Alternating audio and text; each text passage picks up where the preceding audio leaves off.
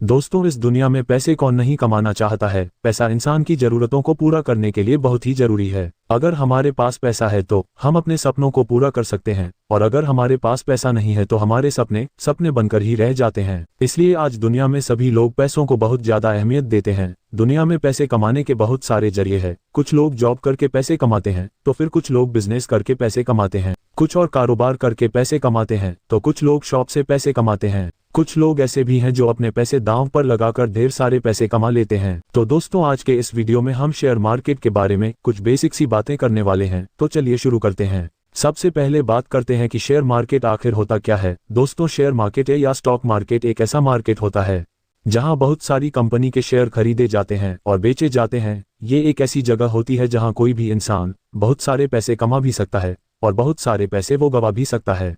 किसी कंपनी के शेयर खरीदने का मतलब है आप उस कंपनी का हिस्सेदार बन जाते हैं। जितने पैसे के उस कंपनी के शेयर्स खरीदते हैं, उतने ही % के मालिक आप उस कंपनी के हो जाते हैं। जिसका मतलब ये होता है कि अगर फ्यूचर में कंपनी को कोई फायदा होता है, कोई मुनाफा होता है, तो वो फायदा और मुनाफा आपको भी होगा। अगर कंपनी को फ्यूचर में कोई घाटा होता है, कोई नुकसान होता है, तो वो नुकसान वो घाटा आपको भी होता है।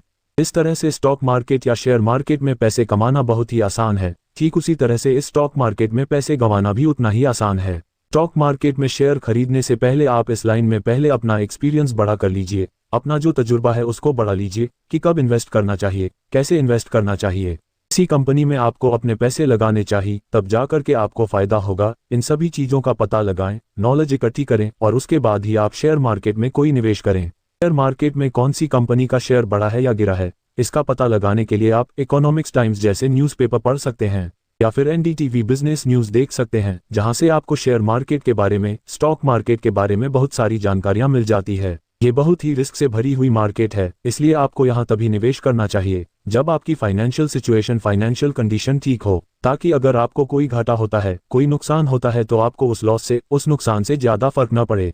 या फिर आप ऐसा भी कर सकते हैं कि शुरुआत में आप शेयर मार्केट में थोड़े से पैसे निवेश करें, ताकि आगे जाकर आपको ज्यादा घाटा सहन ना करना पड़े। जैसे आप इस फील्ड में नॉलेज बढ़ाते जाएंगे, एक्सपीरियंस से तजुर्बा बढ़ाते जाएंगे, वैसे वैसे धीरे धीरे आप अपना निवेश भी बढ़ा सकते हैं। शेयर मार्केट में निवेश करने से पहले आपको इस मार्केट के बारे में बहुत सारी जानकारी इकट्ठी कर लेनी चाहिए, वरना मार्केट में धोखे बहुत सारे मिलते हैं। कई बार ऐसा होता है कि कुछ कंपनीज फ्रॉड होती है, और अगर आप उस कंपनी के शेयर्स को परचेज करते हैं, खरीदते हैं, पैसे लगाते हैं, तो वो कंपनी सबके पैसे लेकर के भाग जाती है और फिर उसमें लगाए हुए आपके सारे के सारे पैसे डूब जाते हैं। इसलिए किसी भी कंपनी के शेयर खरीदने से पहले आपको उस कंपनी के बैकग्राउंड की डिटेल्स को अच्छे से जरूर चेक कर लेना चाहिए। चलिए बात करते हैं कि शेयर मार्केट में शेयर कैसे खरीदा जाता है। शेयर मार्केट में शेयर खरीदने के लिए आपको एक डीमैट अकाउंट बनाना होता है। इसके भी दो तरीके होते हैं। पहला तरीका तो ये है कि आप किसी ब्रोकर के यानी किसी दलाल के पास जा करके अपना डीमैट अकाउंट ओपन करवा सकते हैं।